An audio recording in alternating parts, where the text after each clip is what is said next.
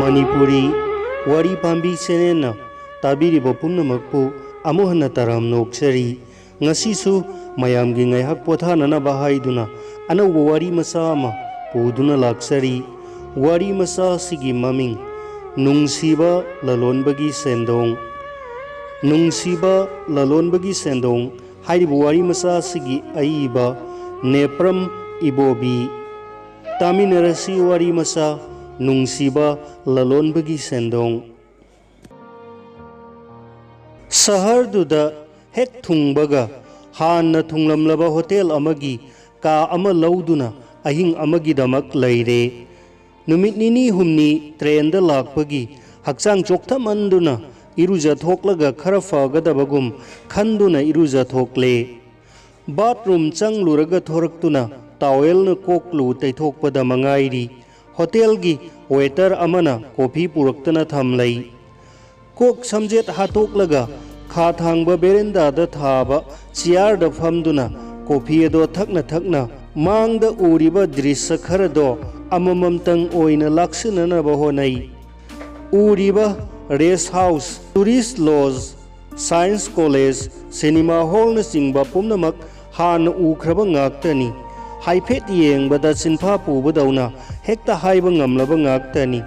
Science college असिदा सही अहुमरी तमलखिबनी मसे हेक उरकपदा खंगौदना सचिबु निंगसिंगलखी महाक मतम कुइन कॉलेज असिमकी हॉस्टेल की रूम नंबर 2 दा पुन्ना लैमिनखिबनी ओंथोकपा हाइबदुनी हेक काइनखिबदगी ngasi फावबो उनबदी लाइरदुना मपाव अमा फावबो तारक्तरबनी महाकपु सिरमलगदरा हिंगलमखिगदरा हिंगलंब तारबदी नुपी अनौ अनौबी होंग होंगदुना कोइबगी हैनबीदो माबु तौरमखिगदरा माना हेक कोइरुब नुपी खुदिंगमक्की सेल नत्रगा सना हेक हेक लौथोकलगा मागी कोर्स ओइनजबा अदुगुम चथरमखिगदरा नुपीनसु यागनखरबा माना कोइरुब नुपी अमता अमुक्ता यारक्ते हाइब ताखिदबनी खंगौदना कॉलिंग बेल खिंगलकपदा वखल पुंबा काहेले हौगत्तुना थोंग हांगदोकपदा वेटर अमा लैरमी आइगी नुमिदांगी सारादा करी करी चागदगे हंगनब ओइरमी अखोइगी मैनेजरना साहेबपु यामना मुन्ना खंगब माले फोटो एल्बम असे साहेबपु येंगहलु ताकपिरई साहेबना खोइदाबीब यावरगा हेक्ता अइंगोंदा ताकपिरकप यागनी हाइदुना मखा तारई मदो दरकारदी लैतबनी अदुबु टेबल दुदा थमलमु हाइबदगी अथाब एल्बम अदो फाक्तुना सानरुई मसक मतौ फजबी नहा ओइरिबी सिंग असिना करिगिदमक सिनफम असिदा चंगलिबनो खुदिंगमक असिबु मसाना याना पामजना लंबी असिदा खोंदारिगदरा हाइबा वहंग कया इथनता हंगजई सेना सिंग अदो असुम फाकपदा फोटो अमगी मपादा आइगी खुद चप लेपखी हंजिल हंजिल फोटो अदो येंगलगा मसिबु प्रिया नतबरने जमींदार रघुनाथ की मतोमता पोक्चबी प्रिया हन्ना हन्ना येंगलब मतुंगदा चिंगनरिबदो सोइद्रे हाइना लेपले प्रिया की फोटो दो उरुबदगी आइगी वाखलदा हौख्रब थौदोक अमगी वारीना सिनेमा की स्क्रीन दा थोरकपगुम मरी मरी निंगसिंगलाई मतम मदो कॉलेज की अरोइब सहीनी एग्जाम पीरब मतुंगदा छात्र अयाम्बा हॉस्टेल थादोक्तुना चनख्रबदा महौसाना युमदा थोकंदबा आई हॉस्टेल अदुदा अदुम लैथरगा अतोप हिरम खरदा तमथकीगे खनबदगी असुम लैथरी ससीगी वादी तंबंगम पोट नते मागिदी युमनी लंगफैनी हाइबगी खेनब करिसु लैते मासु हॉस्टेल दा अदुम लैरी शहरदगी खरा लापतकना लैबा खुंगंग अमगी लैसाबी हंदकता कॉलेज असिदा नौना चंगलकपी अमगी मतुंग इंदुना ngauri नोंगमदी महाकना इपिंग पिंगना लाकलगा हाइरे भाई नंग एग्जाम सु लोइरबनीना थूना मफम असे थादोक्तुना चतख्रो आई मफम असिदगी यामना इना खुनबा जमींदार अमगी मसानुपी पुदुना चेनबा तारे जातिनदबा सकचुसु खेनबा आइंगोंदा मपादुनदी मसानुपीदो खक थाजनिंगदे हाइबा खंगले मखोइदी इज्जत लैबा सेल पाइबा तौगेता ngamba मितानी ꯑꯩꯈꯣꯏꯅ ꯆꯦꯟꯗ꯭ꯔꯤꯉꯩꯗ ꯅꯍꯥꯛ ꯃꯐꯝ ꯑꯁꯦ ꯊꯥꯗꯣꯛꯇꯨꯅ ꯃꯈꯣꯏꯅ ꯊꯦꯡꯅꯔꯣꯏꯗꯕ ꯂꯝ ꯑꯃꯗ ꯊꯥꯞꯅ ꯆꯠꯈ꯭ꯔꯣ ꯑꯩꯈꯣꯏꯕꯨ ꯐꯥꯕ ꯉꯝꯍꯧꯗ꯭ꯔꯒ ꯅꯉꯣꯟꯗ ꯗꯁꯥ ꯇꯥꯕꯁꯨ ꯀꯅꯥꯅ ꯈꯪꯒꯅꯤ ꯍꯥꯏꯗꯨꯅ ꯄꯤꯟ ꯀꯥꯏꯗ꯭ꯔꯤꯕ ꯂꯨꯄꯥ 100 ꯆꯠꯄꯤ ꯕꯟꯗꯜ ꯑꯃ ꯄꯤꯔꯛꯏ ꯊꯣꯛꯂꯕ ꯌꯥꯕ ꯈꯨꯗꯣꯡꯊꯤꯒꯗꯕ ꯀꯌꯥ ꯉꯥꯏꯍꯥꯛ ꯋꯥꯈꯜ ꯇꯧꯔꯒ ꯃꯉꯣꯟꯗꯒꯤ ꯁꯦꯜ ꯑꯗꯨ ꯂꯧꯔꯒ ꯃꯥꯒ ꯀꯥꯏꯅꯔꯛꯈꯤ ꯆꯍꯤ ꯈꯔ ꯆꯤꯡꯂꯩꯕꯥꯛ ꯑꯃꯗ ꯃꯤꯔꯣꯠ ꯑꯣꯏꯔꯨꯏ ꯅꯣꯡꯃ ꯅꯤꯅꯤꯒꯤ ꯃꯇꯨꯡꯗ ꯍꯤꯟꯗꯨꯁꯇꯥꯟ ꯁ꯭ꯇꯦꯟꯗꯔꯗ ꯈꯕꯔꯒꯤ ꯑꯍꯥꯟꯕ ꯂꯃꯥꯏꯗ ꯆꯥꯎꯅ ꯏꯔꯛꯏ ꯖꯃꯦꯟꯗꯥꯔ ꯔꯘꯨꯅꯥꯊꯀꯤ ꯑꯃꯠꯇ ꯄꯣꯛꯆꯕꯤ ꯄ꯭ꯔꯤꯌꯥ ꯁꯥꯏꯟꯁ ꯀꯣꯂꯦꯖꯇ ꯂꯥꯁ ꯏꯌꯥꯔ ꯇꯝꯂꯝꯕ ꯁꯥꯇ꯭ꯔ ꯁꯁꯤ ꯀꯧꯕ ꯑꯃꯒ ꯂꯨꯄꯥ ꯂꯥꯈ ꯀꯌꯥꯒ ꯂꯣꯏꯅꯅ ꯆꯦꯟꯈ꯭ꯔꯦ ꯃꯈꯣꯏꯕꯨ ꯐꯥꯕ ꯑꯃꯗꯤ ꯂꯩꯐꯝ ꯇꯥꯛꯄ ꯉꯝꯕ ꯃꯤꯗ ꯃꯅꯥ ꯆꯥꯎꯅ ꯄꯤꯒꯅꯤ ꯊꯦꯡꯅꯈꯤ ꯑꯁꯨꯝꯅ ꯃꯃꯥꯡꯒꯤ ꯋꯥꯔꯤ ꯅꯤꯡꯁꯤꯡꯕ ꯂꯣꯏꯔꯝ ꯂꯣꯏꯐꯥꯠꯇ꯭ꯔꯤꯉꯩꯗ ꯊꯣꯡꯒꯤ ꯀꯣꯂꯤꯡ ꯕꯦꯜ ꯈꯤꯡꯂꯛꯏ ꯊꯣꯡ ꯍꯦꯛ ꯍꯥꯡꯗꯣꯛꯂꯨꯕꯗ ꯃꯥꯡꯗ ꯋꯦꯇꯔ ꯑꯃ ꯂꯦꯞꯇꯨꯅ ꯂꯩꯔꯝꯃꯤ ꯉꯁꯥꯏꯅ ꯐꯥꯛꯇꯨꯅ ꯂꯩꯔꯕ ꯐꯣꯇꯣ ꯑꯗꯣ ꯃꯉꯣꯟꯗ ꯎꯠꯂꯒ ꯄꯤꯊꯣꯛꯈ꯭ꯔꯦ ꯉꯥꯏꯍꯥꯛꯀꯤ ꯃꯇꯨꯡꯗ ꯐꯣꯇꯣ ꯑꯗꯨꯒꯤ ꯑꯁꯦꯡꯕ ꯁꯛꯇꯝ ꯄꯨꯕꯤ ꯑꯗꯨꯃꯛ ꯀꯥꯗ ꯊꯨꯡꯂꯈꯤ ꯅꯨꯄꯤ ꯑꯗꯨꯅ ꯆꯪꯂꯛꯂꯒ ꯐꯃꯨꯡ ꯑꯗꯨꯗ ꯀꯥꯈꯠꯂꯒ ꯑꯗꯣꯝꯒꯤ ꯑꯄꯥꯝꯕ ꯊꯨꯡꯅꯅꯕꯒꯤꯗꯃꯛ ꯑꯩꯒꯤ ꯊꯧꯔꯥꯡ ꯂꯣꯏꯖꯔꯦ ꯃꯍꯥꯛꯀꯤ ꯑꯁꯥꯎꯕꯗꯣ ꯌꯥꯝꯅ ꯏꯪꯅ ꯐꯥꯊꯅꯕ ꯑꯗꯣꯝꯒꯤ ꯃꯔꯝꯗ ꯈꯪꯅꯤꯡꯕ ꯈꯔ ꯂꯩꯕꯗꯒꯤ ꯑꯗꯣꯝꯕꯨ ꯀꯧꯖꯕꯅꯤ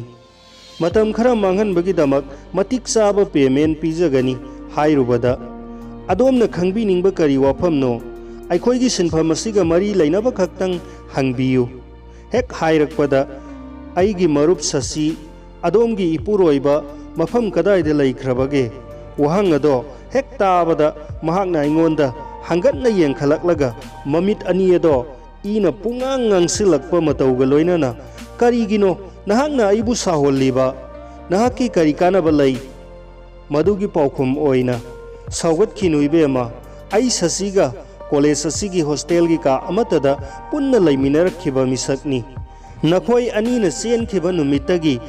ꯁꯍꯔ ꯑꯁꯦ ꯊꯥꯗꯣꯛꯇꯨꯅ ꯆꯠꯂꯨꯕꯗꯒꯤ ꯉꯁꯤꯗꯃꯛ ꯍꯜꯂꯛꯄꯅꯤ ꯀꯔꯤ ꯊꯣꯛꯂꯛꯀꯗꯒꯦ ꯀꯤꯖꯕꯅ ꯌꯨꯝꯗ ꯐꯥꯎꯕ ꯆꯠꯇꯕ ꯃꯈꯩ ꯃꯐꯝ ꯀꯌꯥꯗ ꯂꯦꯜꯂꯨꯔꯕꯅꯤ ꯋꯥꯗꯣ ꯇꯥꯕꯗ ꯃꯍꯥꯛ ꯉꯥꯏꯍꯥꯛ ꯑꯩꯕꯨ ꯃꯨꯟꯅ ꯌꯦꯡꯂꯝꯂꯒ ꯑꯣ ꯍꯥꯏꯅ ꯍꯟꯊꯔꯛꯏ ꯐꯅ ꯀꯨꯏꯅ ꯐꯂꯞ ꯌꯦꯡꯂꯝꯂꯒ इलक्प फीगी फिजी अदुना ममाई खुमलदुना हिक हिक कपथोखरे आई मागी मतौ येंगदुना तुमिन्ना अदुम लैरे ngaiha kapluraga mapi taithokna sanglaba paukhum ama pirai sasina haiba ngangba kayabu thajaduna ibani chenminakhi chauraba sahar kayagi mamal tanglaba hotel kayada aikhoi ani mapal naidana course tawduna laiminakhi night ki club kayada jagoi isaida sel chabul chakhaiduna manghankhi aina mahakpu magi natraga ipagi mayumda ama natraga amada hannanaba kaya haijabada tabi khide mahakna madugi su matam lakhigani mioi ba haibase sigadaba ngaktani hingingai sida nungai thokpa yaba nungai thoausi haiduna aigi iwa lobi khide numit chupagi whiskey brandy gumbataga loina duna matam lenkhi tha khara mumbai da tha kharana pune da aduga tha kharana senai da asumna hong duna lairakhibana sahi ama helaklabada aina pukhiba sel singdu mayeng yamna tasilakhi amaromda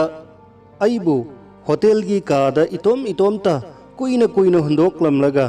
yamna toina mangbi ama sasigi hainabi oirakhi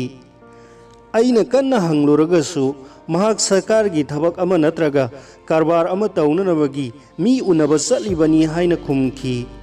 ahan badadi aisu thajarami adubu mamaidadi singnaraktuna hotel gi angang ama sasigi matung lona inahanduna mahak kadai de chali kanaga unai kari tawi haibana singba yenghaloi aina singnaramba adumak sumki mahakna mangliba khudingmak atopa nupi koiba satpo oiramki madugidamak aikhoi ani akanba wahi wata sinaduna waram kaya ngangnakhi taude satte haiduna mahakna ngamnanaba kanna honakhi maithangda mahakna saliba mafamsing ꯆꯠꯃꯤꯟꯅꯔꯤꯕ ꯃꯤꯁꯤꯡꯒꯤ ꯃꯃꯤꯡ ꯃꯊꯥ ꯂꯩꯐꯝꯅꯆꯤꯡꯕ ꯁꯦꯡꯅ ꯐꯣꯡꯅ ꯈꯪꯅ ꯊꯤꯟꯗꯨꯅ ꯍꯥꯏꯉꯝꯈꯤꯕ ꯑꯗꯨꯅ ꯁꯁꯤ ꯆꯦꯟꯕ ꯌꯥꯈꯤꯗꯗꯨꯅ ꯑꯩꯉꯣꯟꯗ ꯍꯥꯏꯖꯗꯨꯅ ꯊꯦꯝꯕ ꯍꯧꯔꯛꯈꯤ꯫ ꯃꯗꯨꯒꯤ ꯃꯇꯨꯡ ꯏꯀꯨꯏ ꯀꯨꯏꯗꯅ ꯅꯣꯡꯃ ꯊꯣꯛꯈꯤꯕꯗꯒꯤ ꯁꯁꯤ ꯑꯗꯣ ꯁꯨꯛꯍꯟ ꯍꯟꯖꯤꯜꯂꯛꯈꯤꯗ꯭ꯔꯦ꯫ ꯋꯥꯔꯤ ꯑꯁꯦ ꯁꯥꯡꯅ ꯂꯤꯊꯔꯛꯄꯗꯨꯗ ꯋꯥꯔꯗꯨꯅ ꯃꯍꯥꯛ ꯉꯥꯏꯍꯥꯛ ꯄꯣꯊꯥꯔꯒ ꯃꯈꯥ ꯑꯃꯨꯛ ꯇꯥꯊꯔꯛꯏ꯫ ꯑꯃꯔꯣꯝꯗ ꯑꯩꯅ ꯄꯨꯔꯛꯄ ꯁꯦꯜ ꯄꯨꯝꯅꯃꯛꯇꯣ ꯃꯍꯥꯛꯅ ꯏꯁꯤꯡ ꯍꯩꯗꯣꯛꯄꯒꯨꯝ ꯅꯨꯃꯤꯠ ꯀꯌꯥꯅꯤ ꯍꯤꯁꯥꯞ ꯌꯥꯎꯗꯅ ꯈꯨꯠꯆꯥꯎ ꯊꯥꯈꯤꯕꯅ ꯂꯣꯏꯁꯤꯜꯂꯛꯈꯤ꯫ ꯑꯩꯒꯤ ꯍꯥꯏꯕꯕꯨ ꯅꯥꯗꯒꯤ ꯉꯛꯇꯒꯤ ꯑꯃꯗꯤ ꯈꯨꯖꯦꯡꯗꯒꯤ ꯁꯅꯥ ꯈꯔꯗꯨꯗ ꯉꯥꯏꯍꯧꯈꯤ꯫ ꯁꯁꯤꯗꯣ ꯅꯣꯡꯃ ꯂꯥꯛꯄ꯭ꯔꯥ ꯂꯥꯛꯇꯦ, ꯅꯣꯡꯃ ꯍꯜꯂꯛꯄ꯭ꯔꯥ ꯍꯜꯂꯛꯇꯦ, ꯃꯄꯥꯎ ꯇꯥꯈꯤꯗꯕ ꯅꯨꯃꯤꯠ 5ꯅꯤ 10ꯅꯤ ꯐꯥꯖꯤꯜꯂꯛꯈꯤ꯫ ꯑꯩ ꯇꯧꯐꯝ ꯈꯪꯈꯤꯗꯦ꯫ ꯌꯥꯎꯔꯝꯕ ꯁꯅꯥ ꯈꯔꯗꯨꯁꯨ ꯃꯍꯨꯠ ꯃꯔꯥꯏ ꯊꯤꯗꯅ ꯑꯁꯤꯠꯄ ꯃꯃꯜ ꯈꯔꯗꯪꯗ ꯌꯣꯟꯊꯣꯛꯈꯤ꯫ ꯃꯗꯨꯁꯨ ꯂꯣꯏꯊꯣꯛꯈ꯭ꯔꯦ꯫ ꯍꯣꯇꯦꯜ ꯑꯗꯨꯗ ꯂꯩꯕꯒꯤ ꯅꯣꯡꯃꯒꯤ ꯚꯥꯔꯥ, ꯆꯥꯅ ꯊꯛꯅꯅꯕꯒꯤ ꯍꯤꯟꯁꯥꯞ ꯅꯣꯡꯃ ꯅꯣꯡꯃꯒꯤ ꯄꯤꯍꯧꯗꯕꯁꯤꯡ ꯑꯗꯣ ꯌꯥꯝꯈꯠꯂꯛꯇꯨꯅ ꯐꯅ ꯆꯥꯎꯕ ꯁꯦꯟꯐꯝ ꯑꯃ ꯐꯥꯖꯤꯜꯂꯛꯄꯗꯒꯤ ꯃꯦꯅꯦꯖꯔ ꯑꯗꯨꯅ ꯃꯍꯥꯛꯀꯤ ꯑꯇꯣꯟꯕ ꯍꯤꯟꯁꯥꯞ ꯁꯦꯡꯗꯣꯛꯂꯝꯂꯒ ꯀꯥꯗꯨ ꯊꯥꯗꯣꯛꯇꯨꯅ ꯆꯠꯈꯤꯅꯕ ꯑꯀꯟꯕ ꯋꯥ ꯍꯥꯏꯔꯛꯈꯤ꯫ ꯀꯔꯤ ꯇꯧꯒꯗꯒꯦ ꯍꯥꯏꯕ ꯑꯩꯒꯤ ꯋꯥꯈꯜꯅ ꯂꯥꯝꯕ ꯐꯪꯈꯤꯗꯦ꯫ ꯃꯤ ꯑꯃꯒꯤ ꯑꯁꯣꯟꯕ ꯈꯨꯗꯣꯡꯊꯤꯕ ꯎꯔꯒ ꯃꯍꯥꯛꯀꯤ ꯃꯇꯦꯡ ꯄꯥꯡꯕꯤꯕꯒꯤ ꯃꯍꯨꯠ ꯑꯣꯟꯁꯤꯟꯗꯨꯅ ꯃꯉꯣꯟꯗꯒꯤ ꯑꯣꯏꯖꯕ ꯈꯔ ꯂꯧꯍꯧꯅꯅꯕ ꯍꯣꯠꯅꯕ ꯍꯥꯏꯕꯁꯦ ꯃꯇꯝ ꯑꯁꯤꯒꯤ ꯃꯤꯑꯣꯏ ꯑꯌꯥꯝꯕꯒꯤ ꯋꯥꯈꯜ ꯑꯣꯏꯅꯩ ꯍꯥꯏꯕ ꯋꯥꯐꯝ ꯑꯩꯉꯣꯟꯗ ꯊꯣꯛꯈꯤ꯫ ꯑꯩꯅ ꯇꯥꯉꯝ ꯍꯩꯉꯝꯗꯕ ꯀꯌꯥ ꯅꯝꯁꯤꯜꯂꯛꯈꯤ꯫ ꯃꯗꯣ ꯌꯥꯔꯕꯗꯤ ꯍꯣꯇꯦꯜꯒꯤ ꯑꯇꯣꯟꯕ ꯄꯨꯝꯅꯃꯛ ꯀꯣꯛꯄꯤꯒꯅꯤ, ꯑꯗꯨꯒ ꯌꯨꯝ ꯐꯥꯎꯕ ꯆꯠꯈꯤꯅꯅꯕꯒꯤ ꯈꯣꯔꯁꯁꯨ ꯄꯤꯔꯒꯦ ꯍꯥꯏꯔꯛꯈꯤ꯫ ꯑꯍꯥꯟꯕꯗꯗꯤ ꯃꯦꯅꯦꯖꯔ ꯑꯗꯨꯒꯤ ꯃꯈꯖꯥꯏꯗ ꯈꯨꯄꯥꯛꯅ ꯊꯥꯒꯦ ꯈꯟꯈꯤ, ꯑꯗꯨꯕꯨ ꯊꯪꯅꯕ ꯃꯤꯀꯨꯞꯇꯗꯤ ꯑꯩꯒꯤ ꯋꯥꯈꯜ ꯍꯣꯡꯈꯤ꯫ ꯃꯥꯅ ꯍꯥꯏꯔꯛꯈꯤꯕ ꯋꯥꯐꯝ ꯑꯗꯣ ꯑꯩꯅ ꯊꯣꯛꯍꯟꯖꯕꯅꯤ ꯂꯧꯈꯤ꯫ ꯃꯌꯨꯝꯗ ꯂꯦꯡꯗꯅ ꯂꯩꯖꯕꯤ, ꯑꯍꯜ ꯂꯃꯟ, ꯃꯄꯨꯔꯣꯏꯕ ꯑꯃꯗꯤ ꯃꯕꯨꯡ ꯃꯧꯄ꯭ꯋꯥꯒꯤ ꯃꯔꯨꯝ ꯊꯨꯞꯆꯕꯤ ꯑꯣꯏꯔꯝꯂꯕꯗꯤ ꯃꯍꯥꯛꯀꯤ ꯋꯥꯐꯝ ꯑꯗꯣ ꯂꯥꯛꯂꯝꯂꯣꯏꯗꯕꯅꯤ꯫ ꯑꯩꯉꯣꯟꯗꯗꯤ ꯏꯀꯣꯝ ꯀꯣꯝꯅ ꯊꯣꯛꯈ꯭ꯔꯦ꯫ ꯋꯥꯐꯝ ꯑꯗꯣ ꯑꯩꯉꯣꯟꯗ ꯍꯦꯛ ꯍꯧꯗꯣꯛꯂꯛꯈꯤꯕꯗ ꯑꯩꯍꯥꯛ ꯃꯤꯠ ꯑꯅꯤꯃꯛ ꯆꯦꯖꯦꯠ ꯑꯣꯏꯁꯤꯟꯗꯨꯅ ꯈꯥꯡꯈꯤ꯫ ꯍꯥꯏꯅ ꯍꯥꯏꯅ ꯅꯨꯃꯤꯠ ꯑꯗꯨꯒꯤ ꯑꯍꯤꯡ ꯆꯨꯞꯄꯗꯨꯃ ꯃꯦꯅꯦꯖꯔ ꯑꯗꯣ ꯑꯩꯒꯤ ꯅꯥꯛꯇ ꯂꯦꯟꯈꯤ꯫ ꯃꯊꯪꯒꯤ ꯑꯍꯤꯡ ꯑꯗꯨꯃꯁꯨ ꯃꯍꯥꯛꯅ ꯃꯃꯥꯟꯅꯕ ꯑꯃ ꯄꯨꯔꯛꯇꯨꯅ ꯃꯈꯣꯏ ꯑꯅꯤꯃꯛ ꯃꯦꯅꯦꯖꯔ ꯑꯗꯨꯅ ꯄꯤꯔꯛꯄ ꯁꯦꯜ ꯈꯔꯗꯣ ꯄꯥꯏꯔꯗꯨꯅ ꯐꯤꯔꯣꯜ ꯈꯔ ꯍꯦꯟꯕꯦꯒ ꯑꯃꯗ ꯍꯥꯞꯆꯤꯜꯂꯒ ꯑꯩ ꯍꯣꯇꯦꯜ ꯑꯗꯨꯗꯒꯤ ꯊꯣꯛꯂꯛꯈꯤ꯫ ꯑꯗꯨꯕꯨ ꯑꯩꯅ ꯆꯠꯀꯗꯕ ꯀꯗꯥꯏꯗꯅꯣ ꯍꯥꯏꯕ ꯑꯩ ꯈꯪꯈꯤꯗꯦ꯫ ꯏꯄꯥꯒꯤ ꯃꯅꯥꯛꯇ ꯃꯥꯏ ꯑꯁꯦ ꯎꯠꯂꯨꯕ ꯉꯝꯈꯤꯒꯗꯔꯥ? ꯏꯀꯥꯏꯔꯕꯁꯨ ꯏꯀꯥꯏꯅ ꯇꯉꯥꯏ ꯐꯗꯅ ꯃꯗꯨꯗ ꯆꯠꯇꯅꯗꯤ ꯀꯗꯥꯏꯗ ꯆꯠꯂꯨꯒꯅꯤ ꯍꯥꯏꯕ ꯋꯥꯍꯪ ꯄꯥꯎꯈꯨꯝ ꯀꯌꯥ ꯏꯊꯟꯅꯇꯅ ꯍꯪꯕꯒ ꯈꯨꯝꯕꯒ ꯂꯣꯏꯅꯅ ꯑꯩꯍꯥꯛ ꯔꯦꯜꯋꯦ ꯁ꯭ꯇꯦꯁꯟꯒꯤ ꯃꯤꯅ ꯀ꯭ꯔꯤꯛ ꯀ꯭ꯔꯤꯛ ꯏꯅꯔꯕ ꯄ꯭ꯂꯦꯠꯐꯣꯝ ꯑꯃꯒꯤ ꯃꯊꯛꯇ ꯍꯦꯛ ꯀꯥꯈꯠꯄꯗ ꯃꯤꯌꯥꯝ ꯃꯔꯛꯇꯨꯗ ꯁꯁꯤꯅ ꯅꯨꯄꯤ ꯑꯃꯒ ꯆꯠꯃꯤꯟꯅꯔꯝꯕ ꯎꯈꯤ꯫ ꯑꯩꯒꯤ ꯍꯛꯆꯥꯡꯗ ꯆꯦꯜꯂꯤꯕ ꯏ ꯄꯨꯝꯅꯃꯛ ꯕ꯭ꯔꯨꯡ ꯕ꯭ꯔꯨꯡ ꯁꯧꯕꯒꯨꯝ ꯁꯥꯒꯠꯂꯛꯈꯤ꯫ ꯌꯥꯝꯅ ꯊꯨꯅ ꯃꯈꯣꯏꯒꯤ ꯈꯣꯡꯒꯨꯜ ꯂꯤꯈꯤ꯫ ꯉꯥꯏꯍꯥꯛꯀꯤ ꯃꯇꯨꯡꯗ ꯁ꯭ꯇꯦꯁꯟ ꯃꯃꯥꯡꯗ ꯊꯥꯗꯨꯅ ꯂꯩꯔꯝꯕ ꯃꯤ ꯆꯤꯜꯂꯕ ꯇ꯭ꯔꯦꯟ ꯑꯗꯨꯒꯤ ꯗꯥꯕꯥ ꯑꯃꯗ ꯃꯈꯣꯏ ꯐꯝꯂꯝꯕ ꯊꯦꯡꯅꯈꯤ꯫ ꯀꯔꯤꯒꯨꯝꯕ ꯈꯨꯠꯂꯥꯏ ꯑꯃꯇꯪ ꯐꯪꯂꯕꯗꯤ ꯈꯟꯅ ꯑꯩꯅ ꯀꯣꯏꯔꯩ ꯂꯩꯗꯨꯅ ꯌꯦꯡꯕꯗ ꯄ꯭ꯂꯦꯠꯐꯣꯝꯒꯤ ꯄꯣꯌꯣꯟꯐꯝ ꯑꯃꯗ ꯐꯖ ꯐꯖꯔꯕ ꯁꯨꯔꯤꯁꯤꯡ ꯌꯣꯟꯕ ꯃꯐꯝ ꯑꯗꯣ ꯎꯔꯛꯈꯤ꯫ ꯃꯃꯜ ꯐꯥꯎꯕ ꯍꯪꯂꯝꯗꯅ ꯈꯨꯠꯅ ꯊꯦꯡꯅꯔꯨꯕ ꯁꯦල් ꯈꯔ ꯁꯠꯂꯒ ꯂꯪꯁꯤꯜꯂꯝꯂꯒ ꯑꯁꯥꯡꯕ ꯁꯨꯔꯤ ꯑꯃ ꯇꯥꯞ ꯄꯥꯏꯈꯠꯂꯒ ꯁꯁꯤꯅ ꯂꯩꯍꯧꯕ ꯗꯥꯕꯥ ꯑꯗꯨꯗ ꯇꯝꯅ ꯊꯨꯅ ꯆꯪꯅꯅꯕ ꯍꯣꯠꯅꯈꯤ꯫ ꯁꯁꯤꯅ ꯃꯁꯛ ꯐꯖꯔꯕꯤ ꯅꯍꯥ ꯑꯣꯏꯔꯤꯕꯤ ꯑꯃꯒ ꯍꯛꯆꯥꯡ ꯊꯦꯡꯖꯤꯟꯅꯕ ꯃꯈꯩ ꯁꯤꯠ ꯑꯃꯠꯇꯗ ꯐꯝꯃꯤꯟꯅꯗꯨꯅ ꯂꯩꯔꯝꯈꯤ꯫ ꯄ꯭ꯔꯞ ꯄ꯭ꯔꯞ ꯆꯪꯁꯤꯜꯂꯒ ꯁꯁꯤꯒꯤ ꯃꯃꯥꯡꯃꯛꯇꯗ ꯆꯞ ꯂꯦꯞꯈꯤ꯫ ꯑꯩꯕꯨ ꯎꯕꯗ ꯁꯁꯤ ꯃꯃꯤꯠ ꯑꯗꯣ ꯂꯥꯎꯊꯣꯛꯇꯨꯅ ꯑꯩꯕꯨ ꯁꯪꯇ꯭ꯔꯤꯛ ꯌꯦꯡꯗꯨꯅ ꯂꯩꯔꯤꯉꯩꯗ ꯇꯨꯡꯑꯣꯏꯅꯅ ꯄꯥꯏꯔꯛꯄ ꯁꯨꯔꯤ ꯑꯗꯨꯅ ꯁꯁꯤꯒꯤ ꯊꯕꯥꯛꯇ ꯊꯨꯝꯅ ꯊꯤꯟꯖꯤꯟꯈꯤ꯫ ꯑꯃꯨꯛꯇ ꯅꯠꯇꯦ, ꯑꯅꯤꯔꯛ ꯑꯍꯨꯝꯂꯛ ꯍꯟꯖꯤꯟ ꯍꯟꯖꯤन ꯊꯤꯟꯈꯤ꯫ ꯃꯥꯒ ꯐꯝꯃꯤꯟꯅꯔꯝꯕꯤ ꯑꯗꯨꯅ ꯃꯤ ꯍꯥꯠꯂꯦ ꯂꯥꯎꯗꯨꯅ ꯃꯃꯤꯠ ꯈꯨꯝꯖꯤꯟꯈꯤ꯫ ꯗꯥꯕꯥ ꯑꯗꯨꯗ ꯇꯣꯡꯂꯝꯕ ꯃꯤ ꯑꯇꯩꯅꯁꯨ ꯃꯤ ꯍꯥꯠꯂꯦ ꯂꯥꯎꯅꯔꯛꯈꯤ꯫ ꯈꯨꯗꯛꯇꯨꯗ ꯁꯁꯤ ꯑꯗꯨꯝ ꯁꯤꯔꯝꯃꯅꯤ ꯈꯟꯈꯤ꯫ ꯁꯁꯤ ꯍꯥꯠꯂꯨꯕꯒꯤꯗꯃꯛ ꯑꯩ ꯖꯦꯜꯗ ꯆꯍꯤ 5 ꯂꯩꯔꯨꯔꯦ꯫ mahak halubagi sathakhiba court ki case ado khalluraga hujikta nongninglagi mahakini haiduna kanagumba nupa nupi amata su thorakhide aina su mahakpu court masak sukhang khangde khumki aigi su asengba minglaifam haikhide aigi su adu mangai chinna khara ngangjaba adu natana ukil di lairaduna jiba ama phawba ai kana thorakhide George na aigi iyum ahal lamal hangbada aigi kanasu leijade haina khumki maduda ai kanabu su senaba pamkhide kona nungairaktaba amana sasige asiba haksang ado poloi binanaba kanasu leikhide haiba takhibadudani mahak kadaidagi kanagi masano haiba phawba aihak khangkhide municipal council na masado loisinki hai jail manungda leiba sahi mangamak ado ai nong mata mitki pi kangkhide haukraba kayagi chaina kholado mata maduda hena phawrakpagum tauki launamba magi tata thajarubadagi aise laukhatpa yadana mangle ko khanki phana waruduna phana kapuduna su ai amuk pharakadaba natabanina kaplaroi khanki adubu pumnamak kaw haibadi yakhide aita natana jeladuda khantahauba ngamhoudrabi aigumbi kaya aigum awafamda taraba kayasu marairamki makhoi loinabadagi sanglaba sahi manga do haukhiba khangaukhide onthokpani mioiba haibase mapan thongda yenglabadi yamna fazaba manungdana tin kang ngakta sangba uhaigumba mioising mafam sinba thungna hekta lairamki jail manungdasu adu mangai wanted tagi hauraga jailer fawbagi thak fawbada lairiba mioising ado saruk mari thokpagi ahumdi makugi fazaba manungdana tin changba amunba uhai ngakta oiramki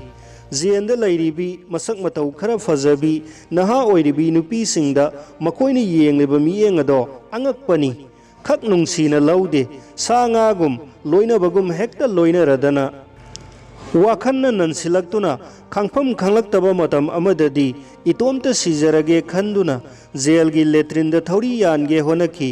mayam chensinarappadagi yakhidre mado taurubadagi dum thoina awabadum hengatki jailgi misingna aibu mayamga tinahandana topna thamki haujikta khanglai matam amada ima ipagi miyeng makhada ningtamna sen chongduna ihai tamduna leiramkhiba matam ado kayada mamal wangkhraba haukraba singningsingduna kapchabatana aigi hingnanabagi masak oijakhi jailgi miyat loiraduna tholakkhibada kadaida hangani haibaduda amuk ithanatana palyafam khangkhide aigi pokpham chawpham aduda natragasu kadaidano aina chatkadaba wahang asigi paukhum chawkhraba prithribi asida mafam ado natana aigi atopa mafam amata laitre khanduna halakpa takhi ipabu uraga makhong konduna aranba khuding ngakpiu haijage khanjaduna hallukhibani adubu pumnamak ona tainana thokhi aibu pokpa ipado nongaramle apokpi imasu aina masak khangaudana sikhibani ipado aigi wakhalda yamna wana sikhi hai thiba yaba thirabasu phangba maraitrabadagi masado khangchon chon ki hai siramdaida aigi ikhurana pokpa ibung amada araiba sampati pumnamaksu piramle hai aigi karigumba saruk amatang fawba khaklamdre haiduna minai nubi amana tambadagi khangki ngaihaki matungda ikhurana pokpa ibung ado laklaga ikai khangdabi sagai ya chenthanbi nang mafam ase thadokuna satkhro nasak yengningde haiduna sairakhi ai mitki pi thaktuna halakhi khungang adugi kanagumba amatana aibu khambadi lairaduna kaubu phawba kaubirakhi madugi matung taba punsidi adomna ubiriba aisini aikoi gombi sagaina tai pumbana amadi samasna inthok pirabi aikoi gi damaktadi lambi asinatana atai ama laitre wari loiraduna priya tuminna lai aina magi maithong ado amuktang munna yenglaga sor sangna hondoklaga soli thawai mangbana nungsiba lalonbagi sendong oiraba aigi marup sasi sikhraba priya हौगलक्तुना चटननब सेम सारई अइना सेल खरा लौथोक्तुना मंगोंद पीबदो लौदना महक मपान थोक्खी। अई महाकी माइकई येंगदुना अदुम लैहौरे।